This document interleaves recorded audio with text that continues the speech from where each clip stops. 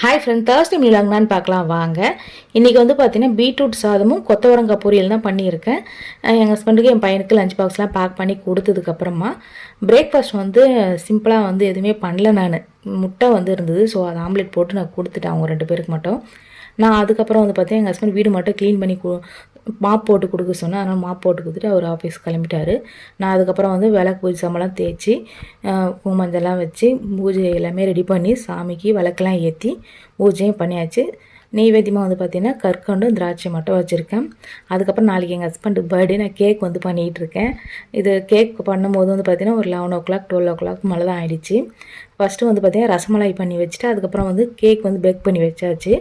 Evening போல் வந்து கேக்கு வந்து எல்லாமே வந்து ஃப்ராஸ்டிங்லாம் பண்ணி ஃப்ரிட்ஜில் வச்சுருக்கேன். நாளைக்கு கேக் கட் பண்ணும்போது உங்களுக்கு நான் ஷேர் பண்ணேன். நம்ம சேனலில் வந்து பார்த்திங்கன்னா நிறைய கேக் ரெசிபி இருக்குது. அதுக்கப்புறம் வந்து பார்த்திங்கன்னா இந்த கேக் வீடியோ நான் எடுத்திருக்கேன், கண்டிப்பாக பாருங்கள்.